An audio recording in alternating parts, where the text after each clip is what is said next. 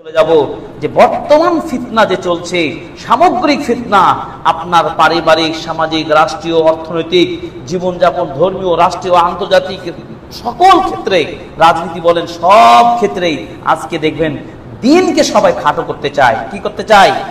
দিন আগে পালন করতে চায় না। মুখে দিন কিন্তু অন্তরে দিন নাই, মুখে মুসলিম কিন্তু আমলে মুসলিম না। কেন এটা হচ্ছে? আমাদের প্রকৃতপক্ষে ঈমানী শক্তিটা আমাদের নড়বড়ে হয়ে গেছে, দুর্বল হয়ে গেছে। এই জন্য নবীজি সাল্লাল্লাহু আলাইহি ওয়াসাল্লাম বলেছেন, হে পৃথিবীর মানুষ, তোমাদের কাপড়গুলো যেমন ময়লা হয়ে দুর্বল হয়ে যায়, তোমাদের হৃদয়ের মাঝে অন্তরগুলো তেমন দুর্বল হয়ে যায়। এই দুর্বল ঈমানকে আগে আপডেট করতে হবে, শক্তিশালী করতে হবে, সাজাতে হবে, তাহলে তো আমাদেরকে কেউ দুর্বল করতে পারবে না। আজকে মুসলিমদের ঐক্য না থাকার কারণে, দিনের উপরে সকল মুসলিমরা যদি সত্যিকার ঐক্য থাকতো, একত্রিত থাকতো, তাহলে বেজাতি সংস্কৃতি, তাহলে বেধর্মীরা, বিদ্বেষীরা, ইসলামের শত্রুরা আপনার উপর বিজয় লাভ করতে পারতো না, ক্ষমতা খাটাতে পারতো না। কিন্তু আমাদের বড় দুঃখের কথা, আমরা ঐক্য নাই, কোরআন ও সুন্নাহর আমরা মূল আদর্শে আসতে পারি নাই। তা আমাদের অন্তরটাকে কিভাবে আপনি সাজাবেন, কিভাবে আপনি ঈমানের উপর সুদৃঢ় রাখবেন, আল্লাহ দিনকে সব কিছুর উপর কি করবেন, সব কিছুর উপরে দিনকে প্রাধান্য দিতে হবে, সব কিছুর ঊর্ধ্বে আল্লাহ দিনকে আপনি আগে মানবেন। দুনিয়ারই কোন স্বার্থ আপনাকে যদি গ্রাস করতে না পারে, মানুষের এই অন্তরটা, আল্লাহ রাসূল সাল্লাল্লাহু আলাইহি ওয়াসাল্লাম বলছেন, মানুষের অন্তর আল্লাহ তাআলার দুই আঙ্গুলের মাঝে থাকে, দুই আঙ্গুলের মাঝের মতো, যেদিকে চাই সেদিকেই কি করতে হবে, পরিবর্তন করতে পারে। নবীজি সাল্লাল্লাহু আলাইহি ওয়াসাল্লাম বলছেন যে বানি আদমের এই অন্তরটা এত দ্রুত পরিবর্তনশীল, যেমন ভাবে চুলার পাতিলে পানি দিয়ে যখন পানি গরম টকবক করে খুব দ্রুত টকবক করে পানিটা আবার নিচে পড়ে যায়, তেমনি আমাদের অন্তরটা দ্রুত মুহূর্তের মধ্যে কি হয়ে যায়, পরিবর্তন হয়ে যায়, পরিবর্তন হয়ে যায়। এই জন্য কলকে কল বলা হয়। কল মানে কি? পরিবর্তন হয়ে যাওয়া। এই কল মানে আত্মা, হৃদয়। এই হৃদয়টা দ্রুত পরিবর্তন হয়ে যায়। যখন আপনাকে টোপ দেওয়া হয়, লোভ দেখানো হয়, তখনই আপনি সেদিকে ঘুরে গেলেন। এমনটি নাই কি আমাদের? একটু স্বার্থ আপনি সুযোগ পেয়েছেন, আপনি সেদিকে চলে গেলেন। আবার স্বার্থে আঘাত, আপনি আবার ভিন্ন পথ অবলম্বন করলেন। এটা কি মুসলিমদের স্বভাব? এমন হওয়া উচিত নয়। আপনাকে আল্লাহর প্রশংসা আদায় করতে হবে যে আপনি নন মুসলিমের ঘরে জন্ম হয়নি, আপনি মুসলিম ঘরে জন্মগ্রহণ করে মুসলিম পরিচয়টা দিতে পারছেন। এর চেয়ে বড় নিয়ামত কি নিতে পারেন আপনি বলেন? মনে রাখতে হবে, আল্লাহর উপর একমাত্র মনোনীত ধর্ম ইসলাম। আল্লাহ তাআলা বলেছেন, ইন্নাদ দীনা ইনদাল্লাহিল ইসলাম, একমাত্র আল্লাহর নিকট একটি ধর্ম, সেটা হলো ইসলাম। এবং আল্লাহ তাআলা ঘোষণা করতে বলেছেন সূরা মাইদার 5 নম্বর আয়াতে, আল ইয়াউমা আকমালতু লাকুম দীনাকুম ওয়া আতমামতু আলাইকুম নি'মাতি ওয়া রাদিতু লাকুমুল ইসলাম দীনা। আল্লাহ তাআলা বলছেন, পৃথিবীতে অসংখ্য মতাদর্শ থাকতে পারে, কিন্তু আমি তোমাদের জন্য একটাই ধর্ম চুজ করেছি, বেছে নিয়েছি, সেটা ইসলাম। আলহামদুলিল্লাহ। তা আমি মুসলিম হতে পেরেছি, এর চেয়ে আর বড় কি হতে পারে? কিন্তু মুসলিম হলেন কোন মুসলিম? যে স্বার্থ হলে আছেন, স্বার্থ হালালে নাই। দুনিয়াবি স্বার্থের ক্ষমতা পাওয়ার জন্য ঈমানী চেতনাকে আপনি বিসর্জন দিচ্ছেন। হ্যাঁ, মানুষকে খুশি করার জন্য যা করা লাগে তাই করছেন। এমনকি সমাজে বসবাস করছেন আমরা। কিসের দিন? আপনি কোন দিনের উপর আপনি অবিচল রয়েছেন? আপনাকে ওই দিনের উপরে টিকে থাকতে হবে যেই দিনের উপরে বেলাল রাদিয়াল্লাহু তাআলা আনহু ছিলেন, খাব্বাব রাদিয়াল্লাহু তাআলা আনহু ছিলেন, ইসলামের খলিফাগণ ছিলেন, সাহাবীগণ ছিলেন, আবু বকর রাদিয়াল্লাহু তাআলা আনহু ছিলেন। জীবনের সব কিছু ছেড়ে দিয়ে মক্কা থেকে মদিনায় হিজরত করেছিলেন। কিসের জন্য? দিনের ভালোবাসার জন্য। মুহাজির হয়েছেন, তারা হিজরত করেছেন। আনসাররা তাদের ঘর বাড়ি দিয়ে মুহাজিরদেরকে সাহায্য করে ইতিহাসে তারা আনসার হয়েছেন। সেই ত্যাগ স্বীকার করতে পেরেছি আমরা? শুধু নিজের স্বার্থ চিন্তা করি। আসুন আমরা সেই 8টি উপায়, সেই পদক্ষেপ জানবো, যে 8টি উপায় আপনাকে আমাকে দিনের উপরে টিকে থাকতে সহায়তা করবে। 1 নম্বর মূলনীতি হলো কাসরাতুদ দুআ ওয়াল ইলতিজাউ ইলাল্লাহ। বেশি বেশি দোয়া করতে হবে আল্লাহর কাছে এবং আল্লাহর আশ্রয় চাইতে হবে। আল্লাহ, তুমি আমাকে মুসলমান হওয়ার সুযোগ করে দিয়েছো। আল্লাহ, তোমার নিকট আবেদন, তোমার নিকট বিনোদন। আল্লাহ, তুমি আমাকে এই দিনের উপরে স্থির রাখো, আমার অন্তরটা যেন পরিবর্তন হয়ে না যায়, আমার মনটা যেন বিগড়ে না যায়, আমি যেন কোনো স্বার্থের দিকে না চলে যাই। আল্লাহ নিকট এইভাবে আপনাকে বারবার দোয়া করতে হবে। বলেন তো অন্তরটা পরিবর্তনকারী কে? আল্লাহ। সকল ক্ষমতার মালিক কে? আল্লাহ। মুহূর্তের মধ্যে মানুষের মন যদি পরিবর্তন হয়ে যায়, হাজার ভালোবাসা দেখে আপনি ধরে রাখতে পারবেন না। অতএব আল্লাহ সুবহানাহু ওয়া তাআলার নিকট আমাকে আপনাকে সঠিক দিনের উপরে টিকে থাকার জন্য কার নিকট আবেদন করব? আল্লাহর নিকট আবেদন করব। কারণ দিন নিজেকে টিকে রাখার সবচেয়ে বড় মাধ্যম হলো আগে আল্লাহর নিকট বেশি বেশি দোয়া করব। আমান সাদাকা মা আল্লাহি, যে ব্যক্তি সত্যতার সাথে একনিষ্ঠতার সাথে আল্লাহর অভিমুখী হবে, আল্লাহর নিকট প্রার্থনা করবে, আল্লাহর নিকট আবেদন জানাবে, আল্লাহ তাকে হেফাজত করবেন, তার দ্বীনে রক্ষা করবেন এবং তাকে হেদায়েতের উপরে রাখবেন। এই জন্য আল্লাহ তাআলা বলছেন সূরা ইব্রাহিমের 27 নম্বর আয়াতে আল্লাহ পাক বলছেন, ইউসাব্বিতুল্লাহুল্লাযীনা আমানু বিল কওলিস সাবিতি ফিল হায়াতিদ দুনিয়া ওয়া ফিল আখিরাহ ওয়া ইউযিল্লুল্লাহুয যালিমিনা ওয়া ইয়াফআলুল্লাহু মা ইয়াশা। আল্লাহ রাব্বুল আলামিন বললেন কি? ইউসাব্বিতুল্লাহুল্লাযীনা আমানু, আল্লাহ তাআলা ঈমানদারদেরকে স্থির রাখবেন, ঈমানদারদেরকে অবিচল রাখবেন। বিল কওলিস সাবিত, সাবিত স্থায়ী কথা দ্বারা, গ্রহণযোগ্য বাণী দ্বারা। গ্রহণযোগ্য বাণী কি? আল্লাহর দ্বীনের বাণী, লা ইলাহা ইল্লাল্লাহ। যারা লা ইলাহা ইল্লাল্লাহতে বিশ্বাসী, যারা লা ইলাহা ইল্লাল্লাহ অনুযায়ী আমল করেন, তারাই তো ঈমানদার। এই ঈমানদারদেরকে আল্লাহ তাআলা কি করবেন? স্থির রাখবেন, নড়বড়ে করে দিবেন না। ফিদ দুনিয়া ওয়া ফিল আখিরা, দুনিয়াতেও এবং পরকালেও। ফিল হায়াতিদ দুনিয়া ওয়াল আখিরা ওয়া ফিল আখিরা, দুনিয়ার জীবনে এবং পরকালে আল্লাহ আপনাকে কি করবেন? দ্বীনের উপরে টিকে রাখবেন। আর দ্বীনের উপর টিকে থাকলে তো আপনি কি হবেন? মুক্তি পাবেন, নাজাত পাবেন। দ্বীন থেকে যারা ভিন্ন ধর্ম, ভিন্ন চিন্তা, ভিন্ন দর্শন যারা পালন করবেন, তারা কিন্তু পরকালে কি হবে? মুক্তি পাবে না। ওমাই ইয়াবতাগি গায়রা ইসলাম দীনা, আল্লাহর দ্বীন ছাড়া যদি অন্য কোনো দ্বীনকে তালাশ করেন, অনুসন্ধান করেন, না ওদেরই কালচারটা ভালো, ওদেরই দর্শনটাই ভালো, তাহলে আপনি কিয়ামতের মাঠে পরকালে আপনি ক্ষতিগ্রস্ত হবেন, মুক্তি থেকে বঞ্চিত হবেন, কোনোই লাভ হবে না। ওয়া ইউযিল্লুল্লাহু যালিমিন, যারা জালেম তাদেরকে আল্লাহ পথভ্রষ্ট করেন। ওয়া ইয়াফআলুল্লাহু মা ইয়াশা, আর আল্লাহ যা চান তাই করতে পারেন। তাই আল্লাহ যা চান তাই করতে পারেন, এই ক্ষমতা যেহেতু আল্লাহর, অতএব কি করব? আল্লাহ নিকট আমি দোয়া করব, আল্লাহ যেন আমাকে, আমি যে কালেমাতে বিশ্বাসী সেই কালেমার উপর যেন আল্লাহ যেন আমাকে স্থির রাখেন, আল্লাহ যেন সেই কালেমার উপর আমাকে টিকিয়ে রাখেন। এই জন্য নবীজি সাল্লাল্লাহু আলাইহি সাল্লাম বেশি বেশি দোয়া করতেন। কোন দোয়াটা করতেন? ইয়া মুকাল্লিবাল কুলুব সাব্বিত কলবি আলা দীনিক, হে আল্লাহ, হে অন্তরের পরিবর্তনকারী আল্লাহ, আপনি আমাকে তোমার দ্বীনের উপরে স্থির রাখুন। বলেন, আমাদের নবীর চাইতে বেশি দ্বীনদার আমরা কি? আমাদের নবীজি এইভাবে দোয়া করতেন দ্বীনের উপরে টিকে থাকার জন্য। আমি আপনি কয়বার আল্লাহর নিকট দোয়া করি বলেন তো? আমরা দোয়া করি না। তাহলে আমাদেরকে আল্লাহর দ্বীনের উপরে যদি আমরা টিকে থাকতে চাই, সর্বপ্রথম অস্ত্র মুমিনদের কি? আল্লাহর নিকট দোয়া করতে হবে। আপনি একা একাই আল্লাহর জিকির করুন, আল্লাহকে স্মরণ করুন। আপনি যদি আল্লাহকে স্মরণ করেন, আল্লাহ আপনাকে স্মরণ করবেন। অতএব আল্লাহ রাব্বুল আলামিন বলেন, ফাযকুরুনি আযকুরুকুম, হে মানুষ তোমরা যদি আমাকে স্মরণ করো, আমি তোমাদের স্মরণ করব। তাহলে বিপদ থেকে বাঁচার মালিক কে? আল্লাহ। নবীজি এভাবে দোয়া করতেন।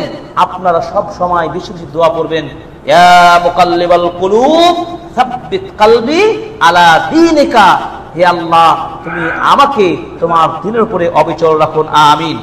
নবীজি সাল্লাল্লাহু আলাইহি সাল্লাম এভাবে দোয়া করতেন, আল্লাহুম্মা লাকা আসলামতু ওয়া বিকা আমানতু ওয়া আলাইকা তাওয়াক্কালতু ওয়া ইলাইকা আনাবতু ওয়া বিকা খাসামতু। এভাবে দোয়া করে বলতেন, আল্লাহ আমি তোমার কাছেই তো আত্মসমর্পণ করেছি। আল্লাহুম্মা লাকা আসলামতু, আল্লাহ তোমার কাছে আত্মসমর্পণ করেছি। ওয়া বিকা আমানতু, আল্লাহ তোমার প্রতি ঈমান এনেছি। ওয়া আলাইকা তাওয়াক্কালতু, আল্লাহ তোমার উপরে আমি ভরসা করেছি। ওয়া ইলাইকা আনাবতু, আল্লাহ তোমার দিকে অভিমুখী হয়েছি। ওয়া বিকা খাসামতু, তোমার অনুযায়ী আমি ফয়সালা দিয়েছি। আউযু বিইজ্জাতিকা, আল্লাহ তোমার সম্মানের আশ্রয় চেয়ে বলছি, লা ইলাহা ইল্লা আনতা, আল্লাহ তুমি ছাড়া সত্যকার কোনো মাবুদ নাই। কি নাই? সত্যিকারের সত্য কোনো মাবুদ নাই। লা ইলাহা ইল্লাল্লাহ মানে বলবেন কি? আল্লাহ ছাড়া সত্য কোনো মাবুদ নাই। আল্লাহ আনতা যিল্লানি ফা আনতাল হাইয়ুল লাযী লা ইয়ামুত, আল্লাহ তুমি চিরঞ্জীব চিরস্থায়ী। ওয়ালাকিন ওয়াল জিন ওয়াল ইনসু ইয়ামুতুন, মানুষ জিন এগুলো মরে যাবে, কিন্তু আল্লাহ তুমি, তোমার মৃত্যু নাই। এইজন্য আল্লাহকে বলা হয় আল্লাহু লা ইলাহা ইল্লা হুয়াল হাইয়ুল কাইয়্যুম। সত্য কোনো মাবুদ নেই, তিনি চিরঞ্জীব চিরস্থায়ী। সেই মহান রবের কাছে আমরা আত্মসমর্পণ করেছি, করি নাই? আমরা মুসলিম না? মুসলিম মানে কি? আত্মসমর্পণকারী। ভরসা করি কার উপরে? আমরা আল্লাহর উপরে। কার দিকে আমি ফিরে যাব? আমরা আল্লাহর দিকে।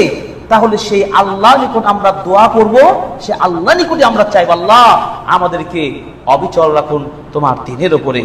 এই জন্য রাসূল সাল্লাল্লাহু আলাইহি ওয়াসাল্লাম এইভাবে উপদেশ দিয়ে বলেছেন, যখন কোন মানুষ বাড়ি থেকে বের হবে তখনও কিন্তু আল্লাহর দ্বীনের উপর যেন টিকে থাকতে পারেন, রাস্তাতে বাইরে যেন আপনাকে কেউ দ্বীন থেকে বিমুখ করতে না পারে। এজন্য আপনি এই দোয়াটা বাড়িতে বের হওয়ার সময় দোয়াটি করবেন, আল্লাহুম্মা ইন্নী আউযু বিকা আন আযিল্লা আও উযাল্লা আও আযিল্লা আও উযাল্লা আও আযলিমা আও উযলামা আও আজহালা আও ইজহালা। এই দোয়াটা করবেন। এর মানে কি? আল্লাহ আমি তোমার কাছে আশ্রয় চাচ্ছি, আল্লাহ তুমি আমাকে পথভ্রষ্ট করো না, আমি যেন কারো দ্বারা পথভ্রষ্ট না হই, আমি যেন বিচ্যুতি না হই, আমার দ্বারা কাউকে বিচ্যুতি যেন করা না হয়, অথবা আমি যেন আমার প্রতি জুলুম না করা হয়, অথবা আমি কারোর প্রতি জুলুম না করি, অথবা আমাকে কেউ মূর্খ ভাবুক, অথবা আমার দ্বারা কাউকে মূর্খ করা হোক, আল্লাহ এই কাজগুলো যেন না হয়। তার মানে কি? আল্লাহর কাছে আপনি বাড়ি থেকে বের হয়ে যদি এই দোয়াটি পড়তে থাকেন, তাহলে আপনি কার কাছে দোয়া করে বের হলেন? আল্লাহর কাছে। তাহলে দুনিয়ার হাওয়া, দুনিয়ার যে চাওয়া, দুনিয়ার যে খারাপ আপনার যে চাহিদা, আপনাকে আল্লাহ দ্বীন থেকে সরাতে পারবে না, আল্লাহ দ্বীন থেকে আপনাকে দুর্বল করতে পারবে না। এর জন্য কোরআনে একটি দোয়া রয়েছে, এইভাবে দোয়া করবেন আল্লাহ দ্বীনের উপরে অবিচল থাকার জন্য, দ্বীনের উপর টিকে থাকার জন্য এই দোয়াটি বেশি বেশি করবেন। আল্লাহ পাক বলছেন, রব্বানা লা তুযিগ কুলুবানা বা'দা ইয হাদাইতানা ওয়া হাব লানা মিন লাদুনকা রাহমাতান ইন্নাকা আনতাল ওয়াহ্হাব। হে আল্লাহ, হে আমাদের প্রতিপালক, তুমি আমাদের অন্তরকে বিগড়ে দিও না। কারণ অন্তর যদি বিগড়ে যায় তাহলে আপনি তো সত্য থেকে পিছলিয়ে আপনি বাতিলের দিকে চলে যাবেন, হেদায়েত থেকে অন্ধকারে চলে যাবেন। এজন্য আল্লাহর নিকট আপনাকে দোয়া করতে হবে, বা'দা ইয হাদাইতানা, আল্লাহ তুমি আমাকে হেদায়েত দেওয়ার পরে আল্লাহ কোনোভাবে যেন দ্বীন থেকে সরে না যায়। কেননা দেখেন, আপনারা ভালো করে খেয়াল করেন, বহু সংখ্যক মুসল্লি, বহু সংখ্যক হাজি, ভালো দিনদার মানুষ দেখবেন, খুব ভালো পাক্কা মুসল্লি, পাক্কা দিনদার, দান খায়রাত করেন, সেই লোকটা হঠাৎ করে পরিবর্তন হয়ে যায়। কেন হয় জানেন? আল্লাহ তাকে হেদায়েত দিয়েছিলেন, কিন্তু আল্লাহ তাআলা তার আচরণে, তার কথা ও কাজে ইখলাস না থাকার কারণে, দ্বীনের সাথে না মিশার কারণে, আলেম ওলামাদের সাথে না উঠা বসার করার কারণে, কোরআন ও সুন্নাহ না পড়ার কারণে, কোরআনের সাথে না থাকার কারণে, দ্বীনের পথে না থাকার কারণে আস্তে আস্তে সে কি হয়ে যাচ্ছে? ওই হাজি মানুষটা খারাপ হয়ে চলে যাচ্ছে। ওই দিনদার মুসল্লি মানুষটা দেখবেন যে মসজিদ আস্তে আস্তে ছেড়ে দিচ্ছে। এটা কি ঘটে না? অনেক মানুষকে দেখবেন। তাহলে দ্বীন পেয়েও কিন্তু হাত ছাড়া হয়ে যাওয়ার আমরা নজির দেখতে পাই। আপনি আমি একটু যদি জীবনে দিয়ে লক্ষ্য করি, দেখেন তো রমাজানে যেভাবে আল্লাহ দিনকে আমরা পালন করছি, যেভাবে রবকে স্মরণ করছি, আমরা অন্য মাসে কি আল্লাহকে ডাকি? এত আমরা ইফতারের আয়োজন করি, আমরা তারাবি সালাতের জন্য এত আয়োজন করি, আল্লাহকে এত স্মরণ করি, তার মানে কি এটা হওয়া উচিত? দেখবেন রমাজান যেমনি চলে যাবে মসজিদের কাতার সংখ্যা কমে যাবে। তাহলে আমরা কোন মুসলমান কাকে ফাঁকি দিতে এসেছেন? আপনি ফাঁকি আল্লাহকে দিতে এসেছেন। আল্লাহ দোয়া করেন যে রমাজানে যেভাবে আমি আল্লাহ তোমার দিন পালন করছি, চেষ্টা করছি, আল্লাহ আমি বাকি দিনগুলোতে যেন আল্লাহ সঠিকভাবে আমি পালন করতে পারি, এই দোয়া করতে হবে। তাহলে দিনের উপরে আল্লাহ দিনের উপরে সঠিকভাবে অবিচল থাকার এক নম্বর অস্ত্র কি? আল্লাহর কাছে বেশি বেশি দোয়া করতে হবে, আল্লাহর কাছে আশ্রয় চাইতে হবে, যেন কোনো বিপদে পড়ে যেন দিন থেকে আমি বের না হয়ে যায়। আপনাকে লোভ দেখানো হলো, অমুক কোম্পানি চাকরি পেলে আপনাকে এত কোটি টাকা বেতন দেওয়া হবে, কিন্তু শর্ত হলো আপনাকে দাড়ি কাটতে হবে, আপনাকে নামাজের সময় দেওয়া হবে না। সে চাকরি করবেন? কিন্তু অনেকেই করে। অনেকে আমাদেরকে ফোন দেয়, ফতোয়া জানতে চায়। আপনার দিন আগে না আপনার চাকরি আগে? দিন আগে। এই দিনের উপর অবিচল থাকতে হবে। এই ইতিহাসগুলো যদি চর্চা করেন তার বুঝতে পারবেন দিনকে কিভাবে আপনাকে শিখতে হবে, মানতে হবে। আপনাকে কিছু দিনের কথা বলবো, সেই উদাহরণগুলো দেব। তার আগে একটা একটা করে পয়েন্ট আপনারা মনে রাখবেন এবং নোট করবেন। আপনার আমাদের খুতবার শেষে কুইজ হবে এবং কুইজ আপনাদের পুরস্কার দেওয়া হবে ইনশাআল্লাহ। এক নম্বর পয়েন্ট কি বললাম? তাহলে আল্লাহর কাছে বেশি বেশি দোয়া করতে হবে এবং তার কাছে আশ্রয় চাইতে হবে, এক নম্বর। দুই নম্বর পয়েন্ট হলো কি? আল ইনায়াতু বিল কুরআনিল কারীম, অর্থাৎ কুরআনুল কারীমকে বেশি বেশি কোরআনের যত্ন নিতে হবে। কোরআনকে পড়াশোনা করতে হবে, কোরআনকে তিলাওয়াত করতে হবে। আমরা কোন মাসে আছি এখন? কোরআনের মাসে। কোন মাসে আছি আমরা? কোরআনের মাসে। কোরআন অবতীর্ণ হয়েছে কোন মাসে? রমাদান মাসে। কোরআন এমন একটি কিতাব, এই কিতাব সম্পর্কে আল্লাহ তাআলা বলছেন লা রাইবা ফীহি হুদাল লিল মুত্তাকিন। এটা হলো সেই কিতাব যেটা হচ্ছে কোনো ধরনের সংশয় সন্দেহ নেই, এটি হলো শ্রেষ্ঠ কিতাব, আসমান থেকে আল্লাহ নাজিল করেছেন। এটা মুত্তাকিদের জন্য, মানুষের হেদায়েতের জন্য এই কিতাব আল্লাহ নাজিল করেছেন। সেই নাজিল করেছেন রমাদান মাসে। আল্লাহ রাব্বুল আলামিন বলছেন শাহরু রমাদান আল্লাযী উনজিলা ফীহিল কুরআন। আল্লাহ তাআলা এই কোরআনকে রমাদান মাসে অবতীর্ণ করেছেন হুদাল লিন-নাস, মানুষের হেদায়েতের জন্য, মানুষের মুক্তির জন্য, মানুষের নাজাত পাওয়ার জন্য এই কোরআন। কোরআন হচ্ছে সেই কিতাব, এই কোরআনের সম্পর্ক যার সাথে হয়েছে তার সম্মান বেড়েছে। এই কোরআন নাজিল হয়নি শবে বরাত রাতে। আপনাকে বলতে হবে, আমরা কয়েকদিন আগে শাবান মাসেই আমরা অনেককে দেখেছি কোরআন নাজিল হয়েছে শবে বরাত রাতে। এই কথা কি সত্য নাকি কোরআন নাজিল হয়েছে রমাদান মাসে? কথা সত্য। কোরআনে কোথাও কি আছে শবে বরাতের রাতে কোরআন নাজিল হয়েছে? দেখে কোরআনের কোথাও আছে? কিন্তু কোরআন যে নাজিল হয়েছে রমাদান মাসে এ কথা তো আছে।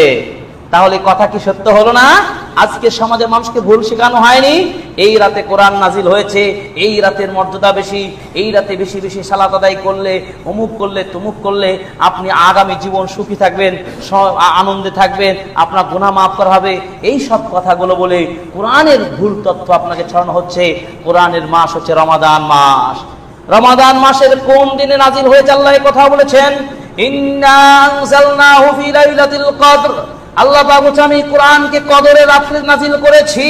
কদর রাত্রি কোন মাসে? রমাদান মাসে।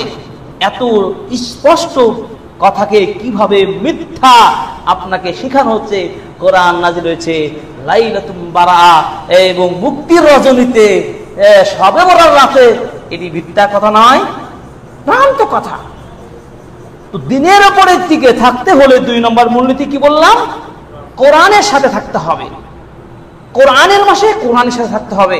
এর জন্য আমার একটা ক্লাস হয়, প্রতিদিনই ক্লাস হয় কোরআনের মাসে কোরআনের সাথে। পুরো কোরআনের সারমর্ম, কোন সূরায় কোন বিষয়ে আলোচনা হয়েছে, কোন আয়াতে কি বিষয়ে আলোচনা আছে, এই একটা সামগ্রিক কোরআনের একটা ধারণা দেওয়ার জন্য প্রত্যেকদিন একটা অনলাইন আমরা ক্লাস নিয়ে থাকি। কেন? কোরআনের মাসে আমাদের সাথে কোরআনের সাথে থাকতে হবে। কারণ কোরআন যখন নাজিল হলো, কোরআন তেলাওয়াত করলো, এই কোরআনের অমেয় বাণী তেলাওয়াত শোনার জন্য কাফেররাও পর্যন্ত নবীজির তেলাওয়াত শুনতে আসলো। কি সুমধুর বাণী, আল্লাহু আকবার। এই কোরআন মানুষকে মুক্তির পথ দেখায়, এই কোরআন মানুষকে সঠিক পথে নিয়ে যাবে। এই কোরআনকে যদি আপনি না মানতে পারেন, আপনি কখনো দ্বীন চিনতে পারবেন না। আল্লাহ রাব্বুল আলামিন এই কোরআন সম্পর্কে বলেছেন কি? সূরা বানী ইসরাঈলের 9 নম্বর আয়াতে আল্লাহ পাক বলছেন, ইন্না হাযাল কুরআনা ইয়াহদি লিল্লাতী হিয়া আকওয়াম ওয়া ইউবাশশিরুল মুমিনিনা আল্লাযীনা ইয়া'মালুনাস সালিহাতি আন্না লাহুম আজরান কাবীরা।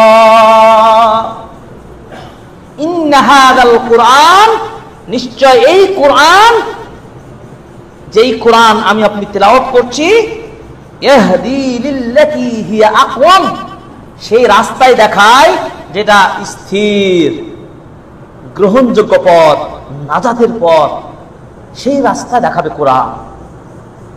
শুধু তাই নয়, ওয়া ইউবাশশিরুল মুমিনিনা আল্লাযীনা ইয়া'মালুনাস সালিহাত, আর যে মুমিনরা সৎ আমল করবে, নামাজ পড়া, সালাত রাখা, সিয়াম পালন করা, হজ করা, যাকাত আদায় করা, এবার যত ভালো কাজ রয়েছে, এই কাজগুলো যদি, কোরআনের আইনগুলো যদি মানুষ মানে, আল্লাহ তাআলা বলছেন তাদের প্রাইজটা হচ্ছে আন্না লাহুম আজরান কাবীরা, তাদের জন্য বড় প্রাইজ আল্লাহ নিকট রয়েছে। বলুন সুবহানাল্লাহ। কোরআনের সাথে থাকতে হবে। এই কোরআনের মর্যাদা চিন্তা করুন, কোরআনের সাথে যাদের সম্পর্ক হয়েছে তাদের সম্মান, তার সম্মান বেড়ে গেছে। দেখুন, ফেরেশতাদের মধ্যে সবচেয়ে শীর্ষ পর্যায়ের ফেরেশতার নাম কি? জিবরাইল আমিন। জিবরাইল আলাইহিস সালাতু সালাম কোরআন আল্লাহর নিকট থেকে ওহী নিয়ে আসার কারণে সকল ফেরেশতাদের মধ্যে ফেরেশতার সম্মান বেশি না? এই কোরআন কার উপর নাজিল করেছেন? নবী মুহাম্মদ সাল্লাল্লাহু আলাইহি সাল্লামের উপরে। তাই কোরআন যেই নবীর উপর নাজিল হলো, সেই নবীর সম্মান মর্যাদা পৃথিবীর সকল নবী রাসূলের উপরে শ্রেষ্ঠ হয় নাই? হয়েছে। এই কোরআন কোন উম্মার উপর নাজিল হয়েছে? উম্মতে মুহাম্মদে, আমাদের উপরে আর নাজিল হয়েছে আমাদের উম্মার উপরে। এই উম্মার মর্যাদায় কোরআনের কারণে বেড়ে গেছে সকল উম্মার উপরে। বলে সুবহানাল্লাহ। এই কোরআন কোন মাসে নাজিল হয়েছে? রমাদান মাসে। এই রমাদান মাসে নাজিল হওয়ার কারণে রমাদান মাসের মর্যাদা বেড়ে যায়নি? বেড়ে গেছে। এই কোরআন কোন রাতে নাজিল হয়েছে? লাইলাতুল কদরে। এই লাইলাতুল কদরের মর্যাদা বেড়ে যায়নি? তাহলে 5টি বিষয় বললাম আপনাকে। কোরআনের সাথে সম্পর্ক যার হয়েছে তার সম্মান মর্যাদা আল্লাহ বাড়িয়ে দিয়েছে। সুবহানাল্লাহ। আজকে আমরা কোরআন পড়ি না, দিন চিনি না। দিনের উপর থাকবেন কিভাবে? যে সময় কোরআন তেলাওয়াতের কথা, সে সময় আপনি ঘুমাচ্ছেন।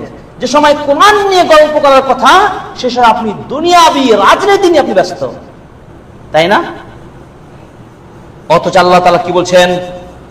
মানুষের উচিত যেন কোরআনের সাথে থাকা। যত পারেন আজকে একটাই খুতবা শুনে যান, একটা আমল যদি শিখতে পারেন, আমি মনে করি আপনি দিন থেকে আপনাকে কেউ পৃথক করতে পারবে না, আপনার ঈমানকে কেউ ছিনে নিতে পারবে না। একটা হলো কাজ, কি বলবেন? কোরআনের সাথে থাকতে হবে। বেশি বেশি কোরআন তেলাওয়াত করেন, কিন্তু কোরআনটা বুঝে বুঝে পড়ার চেষ্টা করেন। আমি কয়েকটা দলিল দেব, শুধু শুনে যান আর বুঝে যান। وقال الرسول يا ربي إن قوم اتخذوا هذا القرآن مهجورا। এমন যেন না হয় যে নবীজি যেন আল্লাহর নিকট এভাবে যেন বললেন, আল্লাহ আমার কওমের লোকেরা কোরআনকে পরিত্যক্ত করেছে, কোরআনের সাথে সংস্পর্শ আসে নাই। আমরা কয়জন কোরআন পড়েছি আজকে? আমরা কতটুকু কোরআন পড়েছি রমাদান মাসে? যে মাসে কোরআন অবতীর্ণ হয়েছে, কয়বার খতম দিয়েছি? আপনি চিন্তা করতে পারেন? কোরআন, যে কোরআনের কথা বলছে একটি হাদিস, আজকের খুতবা একটি হাদিস আপনি মনে করে যাবেন, হাদিস নম্বর সহ। এই রমাদান মাসে আল্লাহ বান্দার সওয়াবকে 10 থেকে 700 গুণ বাড়িয়ে দেন। কত গুণ? 10 থেকে 700 গুণ বাড়িয়ে দেন। সওয়াব অর্জনের মাস। আপনি যদি মুসলিম হয়ে থাকেন, অবশ্যই আপনি কোরআন শিখবেন। এবং কোরআন পড়বেন এবং বুঝবেন। একটি হাদিস তিরমিজির 2910 নম্বর হাদিস, তিরমিজি কিতাবের আব্দুল ইবনে মাসউদ রাদিয়াল্লাহু তাআলা আনহু বলেন, রাসূল সাল্লাল্লাহু আলাইহি সাল্লাম বলেছেন, মান ক্বারা হারফান মিন কিতাবিল্লাহ, কেউ যদি আল্লাহর কোরআনের একটি হরফ তিলাওয়াত করে, কয়টি হরফ? একটি হরফ যদি তিলাওয়াত করে, রাসূল সাল্লাল্লাহু আলাইহি সাল্লাম বলেছেন, ফালাউ হাসানা, তার জন্য রয়েছে একটা হাসানা। হাসানা কি? সওয়াব, নেকি, প্রতিদান। এবার রাসূল বললেন, ওয়াল হাসানাতু বিআশরি আমসালিহা, এক হাসানা সমান হলো 10টি হাসানা। এক হাসানা সমান 10 হাসানা, 10টি সওয়াব। রাসূল সাল্লাল্লাহু আলাইহি ওয়াসাল্লাম উদাহরণ দিয়ে বললেন, লা আকুলু আলিফ লাম মিম হারফুন, আমি তোমাদেরকে বলবো না আলিফ লাম মিম, সূরা বাকারার প্রথম আয়াত, এই আলিফ লাম মিম এটা কোনো হরফ নয়, বরং আলিফুন হরফুন, লামুন হারফুন ও মিমুন হারফুন। আলিফ একটা হরফ, লাম একটা হরফ, মিম একটা হরফ। এই 3 হরফে যদি প্রত্যেক হরফ প্রতি 10টা করে সওয়াব হয়, তাহলে 3টা হরফ যদি বর্ণ যদি আপনি পাঠ করেন, তেলাওয়াত করেন, তাহলে কত নেকি হবে? 30 নেকি। তাহলে প্রত্যেকটা হরফে কোরআনে কত করে নেকি? 30 নেকি। এবার চিন্তা করে দেখুন তো, একটু ভেবে দেখুন তো, পুরো কোরআনে কতটি হরফ লেটার আছে? একটু গভীরভাবে চিন্তা করেন, পুরো কোরআনের মধ্যে কতটি হরফ রয়েছে। আজকে আপনাদেরকে আমি বলতে চাই, 3,23,671টি হরফ রয়েছে। কত বললাম? 3,23,671টি হরফ রয়েছে। সুবহানাল্লাহ বলেন। তাহলে আপনি একবার যদি কোরআন খতম দেন, কতটি হরফ পড়বেন আপনি? 3,23,671টি হরফ রয়েছে। বলুন সুবহানাল্লাহ। সেই কোরআন আপনি পড়বেন, তাহলে আপনি এই 3,23,671টি হরফের সাথে 10কে গুণ দেন, কত সওয়াব অর্জন করবেন? একবার খতম দিলে, একবার পুরো কোরআন তেলাওয়াত করলে কত সওয়াব হবে? 3,23,6,710টি সওয়াব আপনি পাবেন। সুবহানাল্লাহ।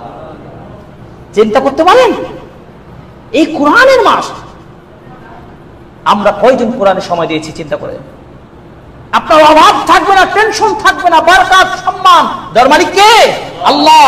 সেই আল্লাহর কিতাব পড়বেন। পৃথিবীর কোনো নভেল, নাটক, গল্পের বই আপনি পড়ছেন না, আল্লাহর কালাম পড়ছেন। আপনি যদি দিনদার হন, তাহলে কোরআনের সাথে আপনি সময় কাটাবেন। প্রকৃত মুসলিম যদি হন, আপনি কোরআনের সাথে সময় কাটাবেন। বাজে কাজ সব ছেড়ে দিতে হবে। যদি ছাড়তে পারেন, তাহলে আপনাকে কোনদিন কোন নাস্তিক, দুনিয়াবি কোনো খারাপ কাজ আপনাকে আক্রমণ করতে পারবে না, দিন থেকে আপনার সরাতে কেউ পারবে না। এবার আসুন, কোরআন তো পড়বেন, কোরআনটাকে শুধু তিলাওয়াতের মধ্যে সীমাবদ্ধ রাখবেন না, কোরআনের অর্থ বুঝে বুঝে পড়তে হবে। কি করতে হবে? অর্থ বুঝে বুঝে পড়তে হবে। আল্লাহ তাআলা সূরা সাদের 29 নম্বর আয়াতে বলছেন, কিতাবুন আনজালনাহু ইলাইকা মুবারাকুন লিয়াদাব্বারু আয়াতিহি ওয়া লিয়াতাযাক্কারা উলুল আলবাব। আল্লাহ রাব্বুল আলামিন বলেন, কিতাবুন আনজালনাহু ইলাইক, নবী মুহাম্মদ আমি আপনার প্রতি কোরআন নাযিল করেছি, যেই কোরআন হচ্ছে মুবারাকুন, বরকতপূর্ণ কিতাব। এই কিতাব নাযিল করেছি তোমাদের শুধু তাকে রাখার জন্য নয়, কোরআনকে শুধু দেখে দেখে রাখবে, শুধু দেখে দেখে রাখবে। কোরআন বাসায় কিনে রাখবেন, কিন্তু কোরআন খুলবেন না, কোরআন পড়বেন না, এই জন্য কোরআন নাযিল করে নাই। আল্লাহ পাক বলছেন, কোরআন নাযিল করেছি মুবারাকুন, বরকতময় কিতাব। যেই কোরআন পড়লে বরকত হবে, আসমানি বারাকা আপনি পাবেন। যেই কোরআন পড়লে আপনার ক্ষতি নাই, কোরআন পড়লে আপনি বারাকা পাবেন। এই কোরআনের আপনি প্রত্যেকটা হরফের 10টি নেকি পাবেন। এই জন্য আল্লাহ রাব্বুল আলামিন বলছেন, লিয়াদাব্বারু আয়াতিহি। আল্লাহ কোরআনে যে শব্দগুলো দিয়েছেন, যে আয়াতগুলো দিয়েছেন, এই আয়াতগুলোকে আপনাকে বুঝে বুঝে পড়তে হবে, গবেষণা করে পড়তে হবে, স্টাডি করতে হবে। এই কোরআনে আয়াতগুলোতে কি রয়েছে, কোন মেসেজটা রয়েছে, কি বিষয় আল্লাহ বোঝাতে চেয়েছেন। আমরা আজকে বাঙালি মানুষ, কিন্তু কোরআনের বাংলা অনুবাদ পাওয়া যায়, তাফসির পাওয়া যায়। আপনি একটি কোরআন তাফসির অনুবাদ কোরআন কিনে নিন, সেখান থেকে আপনি কোরআনকে বুঝে বুঝে পড়ুন। পুরো 1 মাস যদি ট্রেনিংটা নিতে পারেন, কোরআনের মর্যাদা পাবেন, আপনার বারাকা পেয়ে যাবেন ইনশাআল্লাহ। আর এই কথাগুলো বুঝবে কে? যারা জ্ঞানী মানুষ। আল্লাহ পাক বলছেন উলুল আলবাব। আপনারা যদি বিচক্ষণ হন, তাহলে আজকে বাজারে কোরআন কিনে আজকে পড়তে শুরু করে দিবেন। যারা কোরআন পড়তে জানেন না, আজকে ইমাম সাহেবুল হুজুর আমাকে আলিফ বা তা শিখিয়ে দেন। লজ্জা হবে? লজ্জা হবে? ইমাম সাহেব লজ্জা হবে? আজকেই নামাজের পর আলিফ বা তা শুরু করে দেন যারা জানেন না। যারা পড়তে জানেন তারা আজকেই কোরআন শুরু করে দেন, অর্থ সহ কোরআন পড়েন। আপনাদের আল্লাহ বারাকায় ভরপুর করে দেবেন ইনশাআল্লাহ। সতর্ক থাকবেন, কোরআন হচ্ছে নাজাতের, মুক্তির শ্রেষ্ঠ কিতাব। অতএব কোরআনকে আপনি কখনোই পিছনে ছেড়ে দিবেন না, কোরআনকে তাকে রাখবেন না। আল্লাহ তাআলা কথাও বলেছেন সূরা মুমিনুনের 66 থেকে 67 68 নম্বর আয়াতে বলেছেন, কি বলেছেন দেখুন, قد كانت آياتي تتلى عليكم فكنتم على أعقابكم تنكصون। হে পৃথিবীর মানুষ, তোমাদের সামনে কোরআন তেলাওয়াত করা হতো, তোমরা কোরআনটাকে পিছনে রেখে দিতে, গল্প আড্ডাবাজি মেতে উঠতে। মুস্তাকবিরিনা বিহি সামিরান তাহজুরুন। তোমরা অহংকার বশত তোমরা রাত জেগে জেগে সময় কাটাতে বটে, কিন্তু কোরআন তেলাওয়াত করতে না। কি ব্যস্ততা না?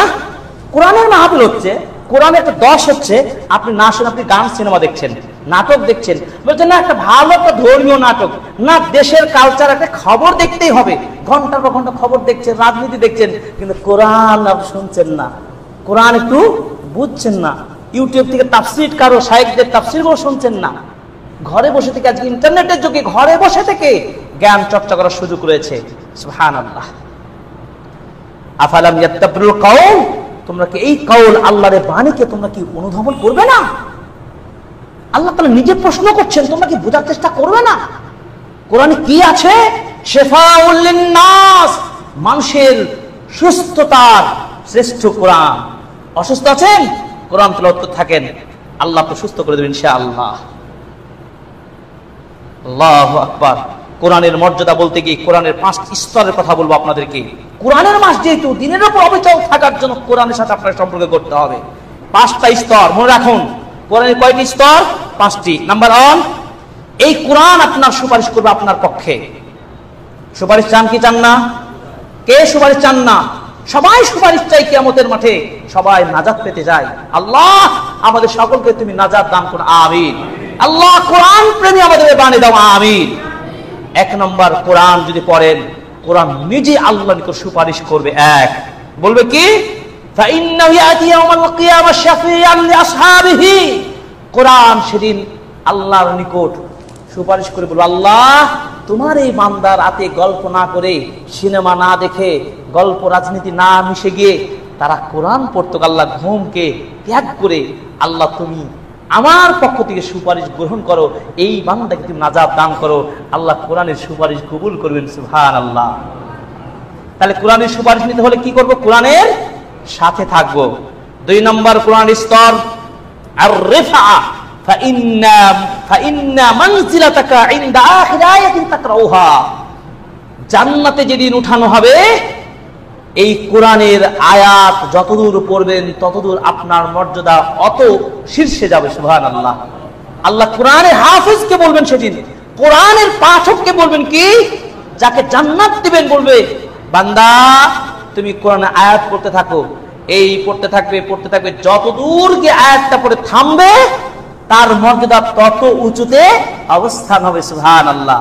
তাহলে কোরআন পড়লে কি হয়? সম্মান মর্যাদা বাড়তে থাকবে। 2 নম্বর। 3 নম্বর কি? আস-সুহবা মা'আস সাফরাতিল কিরামিল বারারা। কোরআনের সাথী যারা হবে তারা সম্মানিত ফেরেশতাদের সাথে তাদের সম্মান মর্যাদাকে ঘোষিত করেছেন নবীজি সাল্লাল্লাহু আলাইহি ওয়াসাল্লাম। চিন্তা করতে পারেন। 3 নম্বর। 4 নম্বর কি? আল খাইরিয়া, শ্রেষ্ঠতম মর্যাদা অর্জন করতে পারবেন কোরআনের সাথে যারা থাকবেন। রাসূল সাল্লাল্লাহু আলাইহি ওয়াসাল্লাম বলেন কি, খায়রুকুম মান তাআল্লামাল কুরআন ওয়া আল্লামা, তোমাদের মধ্যে শ্রেষ্ঠ মানুষ কে, যে কোরআন নিজে শিখে অন্যকে শেখায়। শিখবেন না, শিখাবেন না? শ্রেষ্ঠ মানুষ সেই কোরআন যে নিজে শিখে অন্যকে শেখায়। পৃথিবীর আর কোন পেশা আছে বলেন তো? ফিজিক্স, কেমিস্ট্রি, ম্যাথ, বায়োলজি যা বলেন, জিওগ্রাফি বলেন তো এটা শিখালে শ্রেষ্ঠ মানুষ হবে? কিন্তু কোরআন এই মর্যাদা দিয়েছেন। 5 নম্বর কি, আল আহলিয়া, অর্থাৎ কোরআন যারা হবে তাদেরকে বলা হচ্ছে আহলুল কোরআন। যারা কোরআন প্রেমী হবে তাদেরকে বলা হচ্ছে আহলুল্লাহি ওয়া খাসাতিহি, তারা আল্লাহর বিশেষ বান্দা হিসাবে বিবেচিত হবে। সুবহানাল্লাহ। আল্লাহর বিশেষ বান্দা হতে পারলে আর পৃথিবীর কোনো কেউ ঠেকাতে পারবে আপনাকে? আপনার নাজাত অবশ্যই হবে। তাহলে কার সাথে থাকবো আমরা? কোরআনের সাথে থাকবো। কোরআন আমরা মানবো। কোরআন যদি পড়েন ঈমান বৃদ্ধি পাবে। কোরআন পড়লে কি হবে? ঈমান বৃদ্ধি পাবে। এই জন্য আল্লাহ তাআলা বলছেন, ইন্নামাল মুমিনুনা আল্লাযীনা ইযা যুকিরাল্লাহু ওয়াজিলাত কুলুবুহুম ওয়া ইযা তুলিয়াত আলাইহিম আয়াতুহু زادتهم إيمانا وعلى ربهم يتوكلون الذين يقيمون الصلاة ومما رزقناهم ينفقون أولئك هم المؤمنون حقا সূরা আনফাল 2 থেকে 4 নম্বর আয়াতে আল্লাহ পাক বলছেন যে মুমিন তারাই প্রকৃত মুমিন যখন তাদের নিকট কুরআন তিলাওয়াত করা হয় তখন তাদের অন্তরটা কি হয়? অন্তরটা প্রকম্পিত হতে থাকে। কি কোরআন শুনছেন তখন মনটা কি ভয়ভীত হয় না? যখন তেলাওয়াত করা হয় তখন তাদের ঈমানটা বেড়ে যায়। আমরা কোন সুমধুর কণ্ঠে কোরআন শুনছি, আল্লাহর বাণী শুনছেন। তাহলে কোরআন পড়লে ঈমান বাড়বে, আর ঈমান যদি বাড়ে তাহলে আপনাকে ফিতনা আপনাকে দিন থেকে সরাতে পারবে? দিন থেকে সরাতে পারবে না। এই জন্য কোরআনমুখী হতে হবে। কিন্তু কাফেররা বলতো কি জানেন? وقال الذين كفروا لولا نزل عليه القرآن جملة واحدة كذلك لنثبت به فؤادك ورتلناه ترتيلا সূরা ফুরকান 32 নম্বর আয়াত। কাফেররা বলতো যে কোরআন কেন একবারে মুহাম্মদের উপর নাযিল করে দেওয়া হলো না? কাফেরদের উক্তি। কিন্তু আল্লাহ বলছে তোমরা যা চাও তা হবে না। আমি কোরআনকে নাযিল করেছি ধীরে ধীরে ধীরে ধীরে পর্যায়ক্রমে নবীজির 23 বছর জিন্দেগিতে। কেন? আল্লাহ বলছেন লিনুসাব্বিতা বিহি ফুয়াদাকা, যেন আপনার অন্তরকরণকে আমি অন্তরে যেন এটাকে স্থির করতে পারি। সুবহানাল্লাহ। আর যদি কারো স্থির থাকে অন্তর, তাহলে এই অন্তরকে কেউ পরিবর্তন করতে পারবে? ডাইভার্ট করতে পারবে? পারবে না।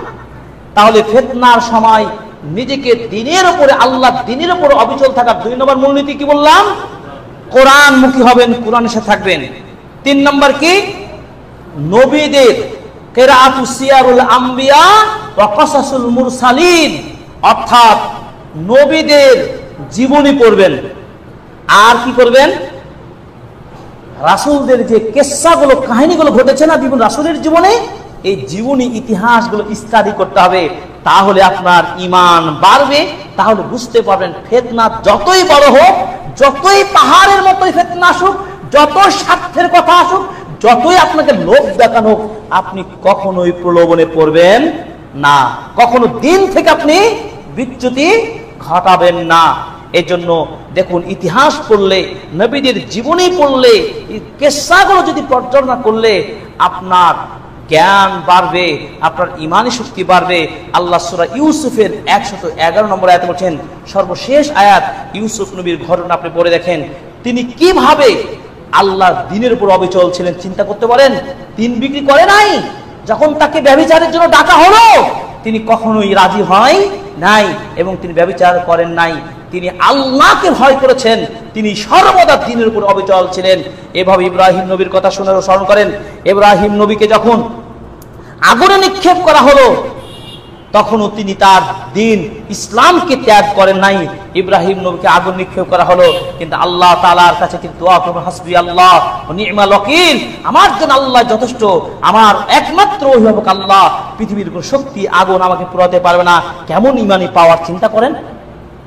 ইয়া নারু, আল্লাহ তাআলা আগুনকে ডাক দিয়ে বললেন, কুনি সালামা ওয়া বারদাও, হে আগুন তুমি ঠান্ডা শীতল হয়ে যাও আমার ইব্রাহিমের প্রতি। চিন্তা করতে বলেন, ইমানে কি জজবা। কোনদিন এভাবে মনে রাখতে হবে। মুসা নবীর ঘটনা মনে করেন, মুসা আলাইহিস সালাম যখন ওই জাদুকর ওই ফেরাউনের সামনে যখন সাপের খেলা শুরু হলো, তখন মুসা লাঠি সাপ হয়ে গেল, তাদের সব শেষ করে দিল। তখনও মুসা নবী তবু তার দিন, তার এই আশ্চর্য দেখে অনেকে সিজদায় পড়ে গিয়ে ইসলাম গ্রহণ করেছেন, তারা দিন থেকে ফিরে আসে নাই। এটাই হলো ইসলাম, এটাই হলো আপনার নবীদের জীবনী ইতিহাসগুলো পড়তে হবে, এভাবে আপনাকে বুঝতে হবে। আল্লাহ তাআলা আমাদেরকে সেই ঈমান দান করুন, আমিন। এজন্য আল্লাহ তাআলা বলছেন, লাকাদ কানা ফি কসাসিহিম ইবরাতুল লিউলিল আলবাব মা কানা হাদিসান ইফতারা ওয়ালাকিন তাসদিকাল্লাযী বাইনা ইয়াদাইহি ওয়া তাফসীলা কুল্লি শাইইন ওয়া হুদাও ওয়া রাহমাতাল লিকাওমিন ইউমিনুন। নবীদের ঘটনাতে শিক্ষা আছে, সেখানে স্পষ্ট বর্ণনা রয়েছে, মুক্তির কারণ রয়েছে, কোন মিথ্যা কাহিনী নাই, সত্য কাহিনী আপনাকে পড়তে হবে, আপনি মুক্তি খুঁজে পাবেন। এই জন্য আল্লাহ তাআলা সূরা হুদের 120 নম্বর আয়াতে বলছেন, ওয়া কুল্লান কুসসু আলাইকা মিন আনবাই রাসূল মা নুসাব্বিতু বিহি ফুয়াদাকা ওয়া জাআকা ফি হাদিল হক ওয়া মাউইদা ওয়া যিকরা লিল মুমিনিন। হে নবী, আমি আপনার নিকট পূর্বের নবীদের কাহিনীগুলো বলিয়ে জন্যই, যাতে করে আপনার অন্তরের মধ্যে গেঁথে যায় যে বিপদের মুহূর্তে কিভাবে টিকে থাকতে হয়। বোঝেন নাই কথা? নবীদের কাহিনীগুলো পড়লে, সাহাবীদের কাহিনীগুলো পড়লে কি হবে? ইমামদের ইতিহাস যদি জানেন, আপনি জানেন আহমদ বিন হাম্বল পৃথিবীর সবচেয়ে বড় মুহাদ্দিস ছিলেন। ইমাম আহমদ বিন হাম্বল, তিনি তাকে কোরআন যে সৃষ্ট এ কথা সে সময়ের শাসক তাকে বাধ্য করেছিলেন যে বলো তুমি কোরআন হলো মানুষের সৃষ্টি। এ কথা তাকে মানানোর জন্য সর্বোচ্চ শাস্তি তাকে প্রয়োগ করা হয়েছিল। তাকে তারপরও ইমাম আহমদ বিন হাম্বল কোরআন যে সৃষ্টি মানুষের তৈরি এ কথা স্বীকার করেননি। এখান থেকে কি বুঝতে হবে আমাদেরকে? বাতিলের কাছে কোনোদিন কোনোভাবে মাথা নত করা চলবে না। তাতে জেল হোক, ফাঁসি হোক, যা হোক, আপনি হকের ওপরে সর্বদা থাকবেন, হক তালাশ করবেন, এটাই হচ্ছে ঈমান। এজন্য আল্লাহ তাআলা বলেন, উলাইকাল্লাযীনা হাদাল্লাহ, ওই নবী রাসূল পূর্বের সালাফগণ তারা ছিলেন হেদায়েতের উপরে। সুতরাং তোমরা যদি ঈমান বাঁচাতে চাও, দ্বীনের উপর অবিচল থাকতে চাও, তাহলে ফাবি হুদাহু মুক্তাদি, তাহলে এই নবী রাসূলদের হেদায়েতের পথকে তোমরা অনুসরণ করো। বোঝা গেল? এই তথাকথিত এই পাগলদের পিছনে ছুটে হবে না, সাহাবাগীদের পিছনে ছুটে হবে না। আপনাকে কার পিছনে ছুটতে হবে? কোরআনের পিছনে ছুটতে হবে, নবী রাসূলগণের আইনের উপর চলতে হবে। আজকে জেনা ধর্ষণ কি কেন হচ্ছে আপনি চিন্তা করতে পারেন? এই বাংলাদেশে হাজার আইন করছে কিন্তু ধর্ষণ ঠেকাতে পারছে না, কেন জানেন? একটাই কারণ, কোরআনের আইন তারা চালু করে না। তাই কোরআন আইন যদি চালু হতো, এই বাংলাদেশ থেকে ধর্ষণ সব উঠে যাবে ইনশাআল্লাহ। আজও আরব দেশে সেই ধর্ষণের যে কোরআনের যে আইন, সে আইন চালু রয়েছে। কয়জন জরিপ দেখুন সৌদি আরবে ধর্ষণ হয়েছে। আপনি ধর্ষণ ঠেকাতে চান, যতই আপনি আইন করুন, আপনি বাংলাদেশের এই ধরনের পরিবেশ সৃষ্টি করতে পারবেন না। কোরআনের আইন চালু করেন, পারবেন না। একবারে আস্তে আস্তে করেন, ধীরে ধীরে করেন, কিন্তু কোরআনকে পিছনে রেখে না। আজকে যতগুলো রাজনৈতিক দর্শন এসেছে, দল এসেছে, প্রত্যেকে একই চিন্তাধারা লালন করে। তারা চিন্তা করে কিভাবে ক্ষমতায় টিকবো, কিভাবে আমরা পশ্চিমা দেশগুলোকে খুশি করাতে পারবো, হিন্দুদেরকে খুশি করাতে পারবো, নিজের গদি ঠিক রাখতে পারবো। ঠিক কিনা বলেন? আল্লাহ আমাদেরকে, দেশের মানুষকে, নাগরিক সমাজ, শিক্ষিত সর্বস্তরের মানুষকে আমরা বলবো, আসেন কোরআনের সাথে আসেন। স্বাধীন বাংলাদেশে কোরআনের শিক্ষা চালু করেন, ইসলামী শিক্ষা চালু করেন, ইসলামী শিক্ষা প্রতিষ্ঠানগুলোকে আপনারা বড় করেন, তাদের পাশে দাঁড়ান। এই সমাজ থেকে সব ধরনের কুসংস্কার দূর করতে হলে কোরআন ও সুন্নাহ আপনাকে বাস্তবায়ন করতে হবে। কোরআন সুন্নাহ অনুযায়ী জ্ঞান অর্জন করে সমাজকে বাঁচাতে হবে। এই যে রাসূল সাল্লাল্লাহু আলাইহি সাল্লামের আদর্শকে গ্রহণ না করতে পারেন মুক্তি পাবেন না, আপনি লাঞ্ছিত হবেন, আপনি ক্ষতিগ্রস্ত হবেন। আল্লাহ তাআলা বলছেন সূরা আহজাব 21 নম্বর আয়াতে বলছেন, লাকাদ কানা লাকুম ফি রাসূলিল্লাহি উসওয়াতুন হাসানা, অবশ্যই তোমাদের জন্য উত্তম আদর্শ রয়েছে কার মধ্যে? রাসূলের মধ্যে। আপনার নামাজ বলেন, কুরবানি বলেন, সব ইবাদত কার মতো করবেন? আপনি রাসূলের মতো করবেন। রাসূল সাল্লাল্লাহু আলাইহি সাল্লামের মতো যদি না করেন আপনার আমল গ্রহণযোগ্য হবে না। জানেন তো আমরা মুসলিম, আমাদের প্রিয় সবচেয়ে প্রিয় মানুষটা কে? আমাদের নবী। এই জন্য নবী সাল্লাল্লাহু আলাইহি সাল্লামের পূর্ণ অনুসরণ করতে হবে। এই জন্য আল্লাহ তাআলা সূরা আলে ইমরানের 30-31 নম্বর আয়াতে বলছেন, কুল ইন কুনতুম তুহিব্বুনাল্লাহ ফাত্তাবিউনি ইউহিব্বুকুমুল্লাহ। তোমরা যদি আল্লাহর ভালোবাসা পেতে চাও তাহলে নবী সাল্লাল্লাহু আলাইহি সাল্লামের পূর্ণ অনুসরণ করতে হবে। নবী সাল্লাল্লাহু আলাইহি সাল্লাম বলেন, আমি চলে গেলাম, তারাকতু ফীকুম আমরাইন, তোমাদের মাঝে দুইটা বস্তু রেখে গেলাম, আমি দুনিয়া থেকে বিদায় নেব, কিন্তু তোমাদের মাঝে দুইটা বস্তু রেখে গেলাম, যতদিন তোমরা দুইটা বস্তুকে শক্ত করে আঁকড়ে ধরে থাকবে, স্টাডি করবে, ততদিন তোমরা পথভ্রষ্ট হবে না। পথভ্রষ্ট না হওয়ার মূলনীতি কি? কোরআন এবং সুন্নাহ। শুধু কোরআন মানবেন আর হাদিস মানবেন না, তাহলে কিন্তু হবে না। কারণ কোরআনকে ব্যাখ্যা করেছে কে? নবী সাল্লাল্লাহু আলাইহি ওয়াসাল্লামের হাদিস দিয়ে। অতএব কোরআন এবং সুন্নাহকে দুইটাকে সমানভাবে রেখে আপনি কোরআন পড়ুন, কোরআনকে ব্যাখ্যা বোঝার জন্য হাদিস পড়ুন, এই দুইটাকে ধারণ করুন, তাহলে নাজাত মিলবে। কোন মাযহাবী, কোন মানুষের মতাদর্শ, আমার কথা আমি সুন্দর বললাম, এই কথা শুনে লাভ নাই, ইমাম সাহেব ভালো কথা বলে, এটা বড় বড় কথা নাই। ইমাম সাহেবের কথা, আমার কথা, অমুকের কথা যদি কোরআন হাদিসের সাথে মিলে তাহলে আমরা মানবো। কোরআন হাদিসের সাথে মিল নাই, আপনি যত বড় নেতা হন আপনার কথা মানবো না। আমার নবীর কথার সাথে মিল থাকতে হবে, ঠিক কিনা? আল্লাহ তাআলা আমাদের ইত্তেবায়ে সুন্নাহ, রাসূলের পূর্ণ অনুসরণ করতে তৌফিক দান করুন, আমিন। 4 নম্বর মূলনীতি হলো কি? ফিতনার সময় দিনের উপর অবিচল থাকা 4 নম্বর মূলনীতি হলো যে মুহাসাবাতুন নাফস, নিজের নাফসের হিসাব নিকাশ করবেন। কতটুকু ভালো কাজ করলাম আজকে, হিসাব নিকাশ। দোকানদার হয়তো ঠিকই হিসাব নিকাশ করেন, বছরে মাসে কতটুকু আয় ব্যয় সব হিসাব রাখতে পারেন, কোম্পানির আয় ব্যয় হিসাব করতে পারেন, আপনি প্রত্যেকদিন হিসাব রাখতে পারেন, কিন্তু নিজের হিসাব কে রাখবে? নিজের হিসাব নিজেকে করতে হবে। আর কি করতে হবে? আপনি মনে রাখতে হবে আপনাকে একদিন পুনরায় আল্লাহ পুনর্জীবিত করবেন এবং আল্লাহর কাজ গড়ায় দাঁড়িয়ে আপনাকে হিসাব দিতে হবে সময়ের। পারবেন? এই কথা আপনাকে নিজের নাফসের আপনি হিসাব নিতে হবে, তাহলে দিনের উপর অবিচল থাকতে পারবেন, ফিতনা আপনাকে দুর্বল করতে পারবে না। আল্লাহ তাআলা সূরা হাশরের 18 নম্বর আয়াতে বলছেন, ইয়া আইয়ুহাল্লাযীনা আমানুত্তাকুল্লাহা ওয়াল তানজুর নাফসুম মা কদ্দামাত লিগাদ ওয়াত্তাকুল্লাহ ইন্নাল্লাহা খাবীরুম বিমা তা'মালুন। হে ঈমানদার লোকেরা, কাকে ভয় করো? আল্লাহকে। আর চিন্তা করে দেখো আগামী দিনের জন্য তুমি কি কি পাঠিয়েছো আল্লাহর দরবারে। মানে কোন কোন আমল করেছেন আপনি চিন্তা করে দেখেন, হিসাব করে দেখেন। কারণ মনে রাখতে হবে, কাইফা তাকফুরুনা বিল্লাহি ওয়া কুনতুম আমওয়াতান ফাআহইয়াকুম সুম্মা ইউমীতুকুম সুম্মা ইউহয়ীকুম সুম্মা ইলাইহি তুরজাউন। কিভাবে তোমরা আল্লাহকে অস্বীকার করতে পারো? তোমরা মৃত ছিলে, তোমাদের জীবন দান করেন কে? আল্লাহ। আবার তিনি মৃত্যু দেবেন, আবার তার নিকটে ফিরিয়ে নিয়ে যাবেন। এটি সত্য নয়? তার হিসাব, নিজের হিসাব ঠিক রাখতে হবে। এই ফিতনার সময় বাঁচতে হলে আপনি হিসাব নিকাশ করে চলতে হবে, নাকি আপনি যেখানে সেখানে পা দিবেন? ভালো মন্দ বাছাই যাচাই করবেন না? খাবার ক্রয় করতে যাচ্ছেন, পোশাক কিনতে যাচ্ছেন, তখন ঠিকই তো ভালো কোনটা, কোনটা হাই কোয়ালিটি, কোনটা মিডল কোয়ালিটি বাছাই করছেন, আপনি সেই এইদিকে চিন্তা করবেন। এই কোরআনের পক্ষে যদি থাকেন, হিসাব নিকাশ করে চলেন, তাহলে কিয়ামতের মাঠে আপনি আমলনামাটা ডান হাতে পাবেন। فَأَمَّا مَنْ أُوتِيَ كِتَابَهُ بِيَمِينِهِ فَيَقُولُ هَاؤُمُ اقْرَءُوا كِتَابِيَهْ إِنِّي ظَنَنْتُ أَنِّي مُلَاقٍ حِسَابِيَهْ فَهُوَ فِي عِيشَةٍ رَاضِيَةٍ। সেদিন কত সুখের খবর, আপনার আমলনামাটা ডান হাতে পাবেন, আনন্দে চলবেন। আল্লাহ তাআলা আমাদেরকে কিয়ামতের মাঠে ডান হাতে আমল পাওয়ার তৌফিক দান করুন, আমিন। 5 নম্বর মূলনীতি হলো কি? শয়তানকে শত্রু হিসেবে মানবেন। শয়তানকে বন্ধু করা যাবে না, কোনোভাবে করা যাবে না। এই হলো দিনের উপরে টিকে থাকার। 6 নম্বর হলো কি? যে আপনি সর্বদা ভালো সাথীর সঙ্গ নেবেন। কার? ভালো সাথী, বন্ধু। আর মন্দ বন্ধুকে পরিহার করবেন। ভালো মানুষ আপনার ভালো দিকে নিয়ে যাবে, মন্দ মানুষ আপনি মন্দ দিকে নিয়ে যাবে। তাহলে আপনি নাজাত পেতে চান, দিনের উপর টিকতে চান, কাকে বন্ধ করবেন?